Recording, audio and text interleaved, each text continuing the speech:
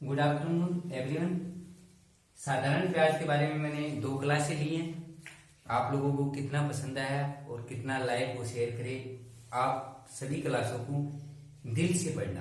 अब आप अपने तीसरी क्लास में क्या पढ़ते हैं, देखो तीसरी क्लास में वो तो मैंने आपको थोड़ा बेसिक से समझाया था। अब क्लास में जो इम्पोर्टेंट है या आने लायक क्वेश्चन है वो सभी करवाऊंगा, दिल से पढ़ना। देखो क्या दे दिया, कोई धन 5,000 रुपए है, उसमें पहले साल 4% की दर लग रही है, दूसरे साल 4.5% की दर लग रही है और तीसरे वर्ष 3.5% की दर से दिया जाता है और उसने समय दे दिया 3 वर्ष। तो मुझे बताइए उसका साधारण ब्याज क्या होगा। आप चैप्टर कौन सा पढ़ रहे हो अभी, साधारण ब्याज ही चल रहा है। तो मुझे क्या बताइए, साधारण ब्याज बताइए। एक बार किसी धन कितना है 5,000 रुपए, जो पहली प्रथम वर्ष के लिए जो रेट है वो 4% है, द्वितीय वर्ष की जो रेट है वो 4.5% है और तृतीय वर्ष की जो रेट है वो कितने 3.5% है। तो मुझे बताइए साधारण ब्याज क्या होगा। तो तुम्हें P इंटू आर इंटू वो तो करना नहीं है हम। अब देखो यहाँ रेट 3 क्या दी हुई है, 3 रेट दी हुई है। आप क्या करोगे, प्रति वर्ष साधारण ब्याज प्रत्येक वर्ष सेम रहता है, तो यहाँ पे जो रेट गिवन है आपको उस रेट को क्या कर दो, टोटल RT कर दो।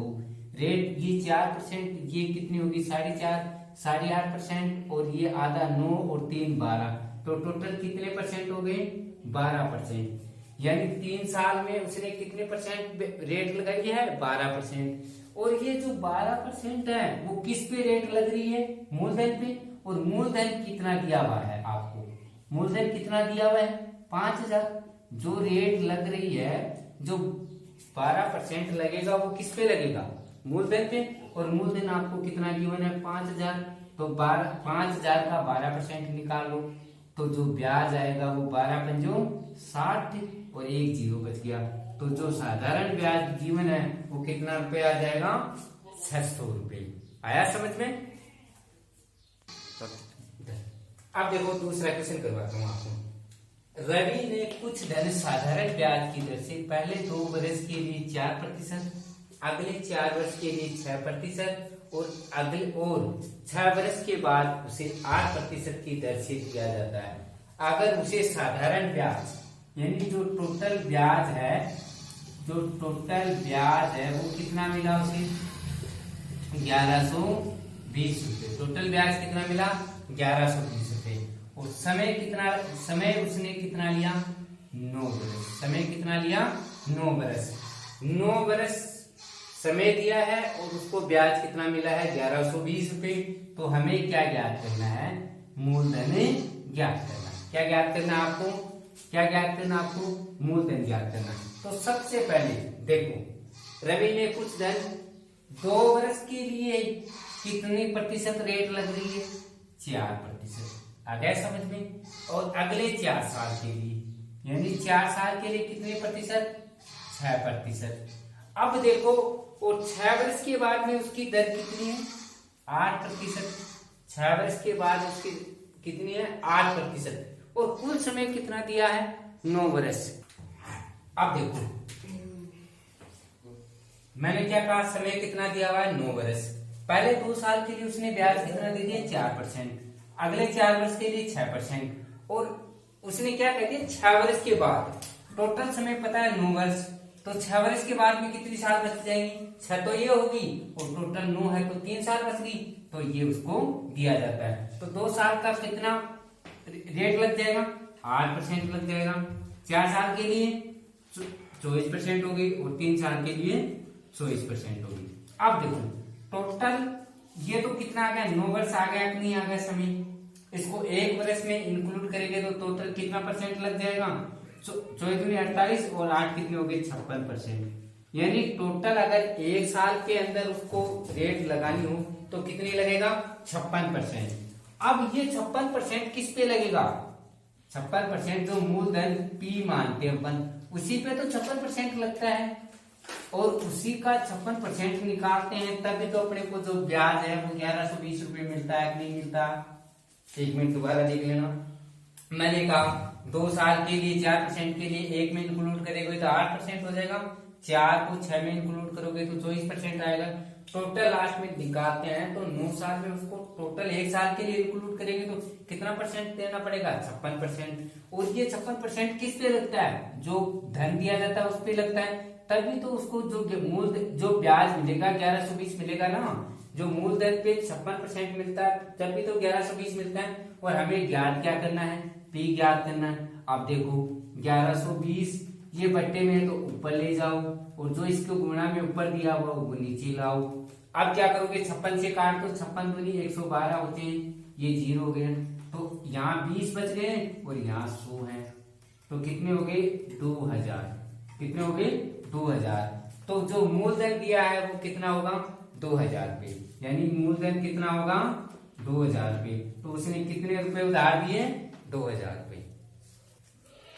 अब देखो मैं सेम क्वेश्चन है, थोड़ी सी वैल्यू अलग है, बाकी सेम क्वेश्चन है। मैं बताता हूँ, अगर किसी धन पर साधारण ब्याज की पहले वर्ष के लिए 4.5% दर है, अगले वर्ष के लिए 5% है, और तीसरे वर्ष के लिए क्या है 3.5% है।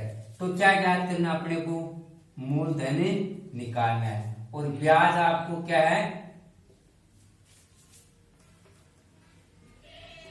ब्याज आपको गिवन है। ब्याज कितना गिवन है 3900 रुपये। अब देखो R1 पहले साल के लिए R1 कितनी है 4.5%। फिर दूसरे साल के लिए ये फर्स्ट साल के लिए R, और दूसरे साल के लिए जो रेट है वो क्या है 5%, और तीसरे साल के लिए रेट क्या है। भाई मैंने दूसरे साल में उसको बोला कि यार ऐसी रेट लेगा तो मैं तेरे से या तो पैसे वापस नहीं दूंगा, तो वो बोले यार तेरे रेट कम लगा देता हूँ, तो उसने मेरे को 3.5% लगाया। अब हमें ज्ञात क्या करना है, मूलधन ज्ञात करना है। और समय आपको पता ही है कितना दिया हुआ है, 3 वर्ष गिवन है। समय कितना गिवन है भाई, रेट पहले साल के लिए, दूसरे साल के लिए और तीसरे साल के लिए, तो समय कितना हो गया 3 वर्ष हो गया। अब मैं क्या करूंगा, देखो जब भी साधारण ब्याज पर रेट अलग अलग दो चाहिए समय, तो सभी रेटों को क्या कर लिया करो, आप जोड़ लिया करो। तो टोटल रेट कितनी हो गई 4.5 और 3.5 8, और 5 कितने हो गई 13%। क्या हो गया 13%। यानी मैं इनको तीनों सालों की रेट को अलग अलग न करके एक साल में कंबाइन करूं तो मुझे क्या रेट देनी पड़ेगी 13%। और 13% किस पे देनी पड़ेगी, जो मुझे मूलधन दिया हुआ है। आज हमें मूलधन क्या करना है, ज्ञात करना है। मूलधन अभी तक हमें मालूम नहीं है, आप क्या ज्ञात करो, मूलधन को क्या मानते हैं प्रिंसिपल, और प्रिंसिपल हमेशा क्या होता है पी होता है। और मूलधन पे कितना रेट लग रहा है 13% रेट लग रहा है। तो 13% मूलधन पे लगाने पर जो ब्याज मिल के आया वो कितना परसेंट आ रहा है 3900 रुपये। इसमें ये 3900, आप पर्सन के अकॉर्डिंग चलना, कोई भी क्वेश्चन गलत नहीं होगा। यानी जो मूलधन है उस पे 13% ब्याज दे, 13% की रेट लगता हूं तो मुझे ब्याज कितना मिलता है 3900 रुपये। तो P बराबर क्या हो गया 3900 बटे 13, और ये क्या है परसेंटेज होता है, और परसेंटेज में हमेशा क्या आता है बट्टे में 100 आता है, और 100 में बट्टा होता है वो कहाँ चला जाता है ऊपर चला जाता है। इसको काट दो 13 3 39, 3 बार कट जाएगा, और शेष पर में 2 बिंदु पड़ी है तो 2 बिंदु ले लो, और इधर क्या रह गया 100। तो जो मूलधन है वो 300 को इससे गुणा करोगे तो कितना आ जाएगा 30,000 रुपये। यानी उसने कितना धन उधार दिया था 30,000 रुपये। आ गया समझ में, कितना धन दिया था 30,000 रुपये। अब देखो आजकल आपको किस्तों में पैसे दिए जाता है, आजकल वो तो साधारण ब्याज के नॉर्मल क्वेश्चन थे, आजकल किस्तों वाला बहुत ही ज्यादा मेथड आने लग गया है। तो अब आपको ये किस्तों वाले क्वेश्चन करवा रहा हूँ। क्या कह रहा है, किसी पेन का नगद मूल्य, अगर मैं उस पेन को खरीदना चाहूं तो नगद कितने रुपए में खरीद सकता हूं 60 रुपए। अगर मैं किसी पेन को नगद खरीदना चाहूं तो कितने रुपए में खरीद सकता हूं 60 रुपए में। परंतु वही पेन 20 रुपए तो मैं नगद दे दूं, 20 रुपए तो मैं उस पेन के क्या कर दूं नगद दे दूं, ठीक है। और अगले 6 महीने तक, अगले 6 महीने तक 8 रुपए के हिसाब से प्रति 6 माह की समान किस्त ले लूं। यानी मैं क्या करूं, हर महीने के मैं 8 रुपए दूं और कितने महीने तक, 6 महीने की समान किस्तों में ले लूं, तो बताइए उस पर मुझे जो रेट है वो क्या लगेगी। क्या कह दिया, कोई पेन लिया मैंने, अगर मैं उसको तुरंत पैसे दूं, नगद दूं तो कितने में, 60 में लूंगा। लेकिन अगर मैं उसको पहले तो 20 रुपए दे दूं, उसके बाद में मैंने क्या किया, 8-8 रुपए की 6 किस्तें बांध ली, तो उस पे मुझे जो रेट है वो कितनी लगनी चाहिए, रेट है वो कितनी लगनी चाहिए। अब देखो, पहले 60 रुपए नगद दे दिए और 20 रुपए उसको मैंने दे दिए, तो अब कितने रुपए बचेंगे मुझे, मेरे पास उसके 40 रुपए बचेंगे। अगर मैंने 60 रुपए का पेन था, 20 रुपए मैंने उसको दे दिए, तो मैं अब कितने बच गए उस पेन का मूल्य, 40 रुपए। अब मैंने क्या किया, 8 रुपए पर महीने के हिसाब से 6 किस्त बांध दी, तो 8 महीने के हिसाब से 6 किस्तों के मैं कितने रुपए दूंगा, 48 रुपए दूंगा, अब नहीं दूंगा। 8 रुपए की 6 किस्तों के हिसाब से मैंने 4800 रुपए दूंगा। अब रुपए तो कितने बचे हुए हैं उसके, उस पेन की कीमत तो अभी 40 रुपए बची हुई है, क्यों, क्योंकि 20 तो मैंने दे दिया। अब जबकि मैंने उसको दिए कितने हैं, 48, यानी कहने का मतलब मैंने ब्याज के रूप में कितना रुपए दे दिया, ब्याज कितना दे दिया, 48 माइनस 40 बराबर 8 रुपए मैंने क्या दे दिए उसको, ब्याज के दे दिए। 8 रुपए मैंने उसको क्या दे दिए, ब्याज के दे दिए। अब देखो 40 रुपए बचे हुए थे, मैंने पहले किस्त 8 रुपए दे दी, फिर कितने आए, 8 रुपए घटा दिए तो कितने रुपए बच गए, 32। फिर मैंने किस्त 8 रुपए दे दी, फिर 32 में से 8 घटाओगे कितने बच गए, 24। फिर मैंने 8 रुपए दे दिए, फिर मैंने 8 रुपए दिए तो कितने बच गए, 16। फिर मैंने 8 रुपए दे दिए, कितने बच गए, 8। फिर मैंने 8 रुपए दे दिए, फिर कितने बच गए, 8। और फिर क्या हो गया, 0। क्या हो गया, 0। अगर 8 बचे हुए थे, मैंने कितने दे दिए, 8। तो टोटल यहाँ जो किस्तों में जो पैसे दे के लास्ट में बचता है ना, वो ब्याज हमेशा इस मूलधन पे लगता है। ये बात याद रख लेना, हमेशा ये मूलधन इंक्लूड नहीं होगा। मूलधन कौन सा होगा, जो नगद मूल्य देने के बाद में जो पैसे बचते हैं ना, उसको आप किस्तों में डिवाइड करते हो। भाई पहले महीने के लिए 20 रुपए, मैंने 20 रुपए उसको तुरंत दे दिए, तो मेरे पास कितना बच गया, 40 रुपए। अब पहले महीने के लिए कितने रुपए पे ब्याज लगेगा, 40 पे लगेगा। फिर दूसरे महीने में 32 पे लगेगा, तीसरे महीने में 24 पे लगेगा, चौथे महीने में 16 पे लगेगा, पांचवें महीने में 8 पे लगेगा, और छठे महीने में मैं 8 रुपए दे देता हूँ, तो टोटल दे देते हैं। तो अब मेरे पास मूलधन कितना निकल के आ गया, 40 और 32 और 24, 16 और 8, इन सबको जोड़ दो, 2 और 4 कितने हो गए, 6 कितने हो गए, 12 और 8 कितने हो गए, 20। के हासिल की कितनी होगी, 2, 4 2 6, 6 2 9, 9 3 कितने हो गए, 12। यानी जो मूलधन है वो कितना हो गया, 120 रुपए। यानी ब्याज कितने पे लगेगा, 120 रुपए पे। तो दर बराबर तुम्हें पता है, दर बराबर क्या होता है, 100 गुणा ब्याज बटे मूलधन गुणा समय। ये फॉर्मूला होता है डायरेक्ट, मूलधन गुणा समय। अब देखो, इसको मैं थोड़ा सा मिटा के नहीं समझा रहा हूं। अब जो दर बराबर, दर हमेशा परसेंटेज में होती है और प्रत्येक महीने के लिए लगती है 100 गुणा ब्याज कितना आ रहा है, 8 रुपये आ रहा है, बटे 120।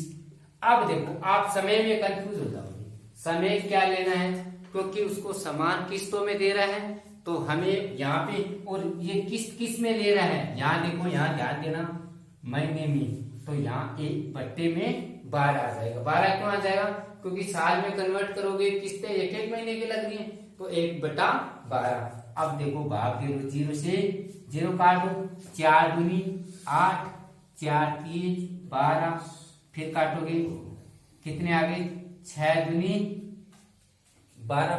1 मिनट स्टॉप कर।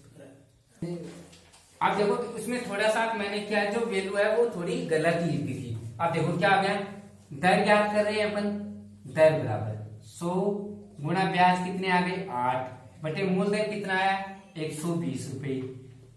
समय लिखना है, समय मैंने क्या कहा, एक भाई वर्ष को, महीने को वर्ष में कन्वर्ट करेंगे तो कितना आएगा, 1/12। इसमें मैंने कंफ्यूज कर दिया था, ये 12 रख दिया था, वर्ष मान के चल गया था मैं।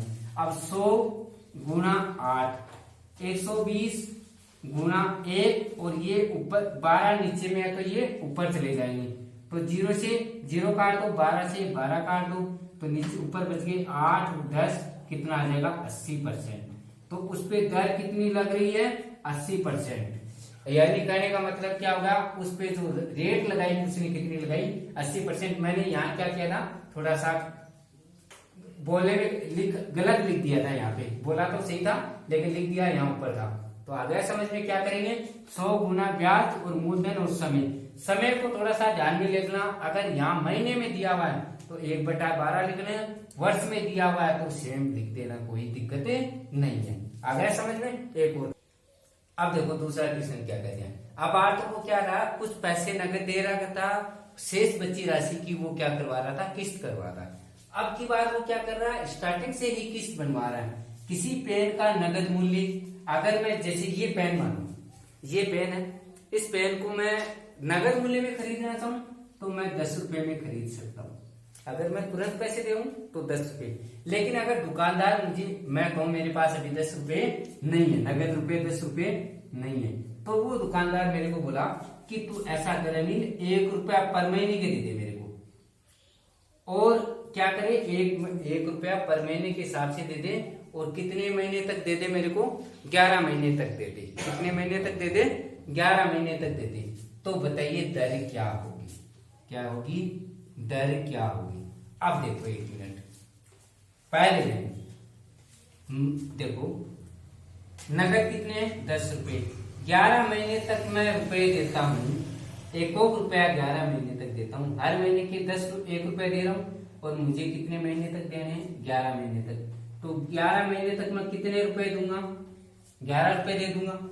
उस पेन का नगद मूल्य तो कितना है 10 रुपए, लेकिन मैंने उसको कितने रुपए दिए हैं, 11 रुपए दिए कि नहीं दिए, मैंने कितने रुपए दिए हैं, क्योंकि उसने 1 रुपए की समान किस्त रख दी और 11 महीने तक दिए, तो मैंने कितने रुपए दिए 11, यानी उस पेन की कीमत तो 10 रुपए थी, मैंने उसको 11 दे दी, तो कितना एक्स्ट्रा दिया, 1 रुपया एक्स्ट्रा दिया कि नहीं दिया। और यही क्या हो जाता है ब्याज, यही क्या हो जाता है ब्याज, यानी मैंने उस पेन का ब्याज के रूप में कितना रुपया दिया 1 महीने। अब देखो हमें दर निकालने के लिए क्या करना पड़ेगा, मूलधन निकालना पड़ेगा। तो तुम्हें पता है पहले महीने के लिए 10 रुपए थे उसकी, तो ब्याज कितने पे लगेगा 10 पे, दूसरे महीने 9 पे लग जाएगा, तीसरे महीने 8 पे लग जाएगा, चौथे महीने 7, 6, 5, 4, 3, 2, 1 और 0, इस प्रकार से ब्याज लगेगा। पहले महीने पूरे जितने भी पैसे हैं उस पे सारे पे ब्याज लगेगा। फिर देखो 1 किस्त हो गई, 2 किस्त हो गई, 3 किस्त हो गई, 4 किस्त हो गई, 5, 6, 7, 8, 9, 10 और ये 11वें महीने की किस्त हो गई। 11वें महीने में उसको ब्याज देना नहीं पड़ेगा। तो अब क्या करोगे, मूलधन के लिए क्या करते हैं, जितनी भी किस्त दे रखी हैं सारी किस्तों को क्या कर दो आप ऐड कर दो। अब मैं एक देखो इसको आप 0 एक बार छोड़ो, 1 से लेके n तक प्राकृत संख्या होगी, 1, 2, 3, 4 होगी, तो आपको इजीली जोड़ लो n इंटू n प्लस 1/2। वैसे भी जोड़ लो, 10 प्लस 9 19, 8 कितने हो गए 27, 27 से 7 34, ऐसे भी जोड़ सकते हो, ऐसे भी जोड़ लो। तो 10 गुना 11/2 कितने हो गए 55। तो इसको आप पूरा जोड़ लोगे तो कितना आ जाएगा 55 रुपए, यानी मूलधन कितना आ गया 55 रुपए। किस्त किस में दे रहा है महीने में, तो 1/12 आ जाएगा। तो दर बराबर 100 गुना मूलधन बटे समय गुणा, देखो 100 गुना मूलधन, और अपन दर इधर ले लेते हैं 100 गुना ब्याज और मूलधन गुना समय, जी आ गया। तो 100 गुना ब्याज के कितने रुपए दे रहा है 1, मूलधन कितना है 55 और समय कितना आ जाएगा 1/12, क्योंकि वो समान महीने की किस्तों में दे रहा है। अब काट दो, 20 पंजे 100, 5 से काटोगे तो कितने आ जाएंगे 11। ऊपर ये बट्टे में है तो 20 गुना 12 ऊपर चले गए और नीचे 11 आ जाएंगे। तो 11 दूनी 22, 12 दूनी 24, 240 बट्टे 11। तो रेट कितनी परसेंट लग जाएगी 240 बट्टे 11%।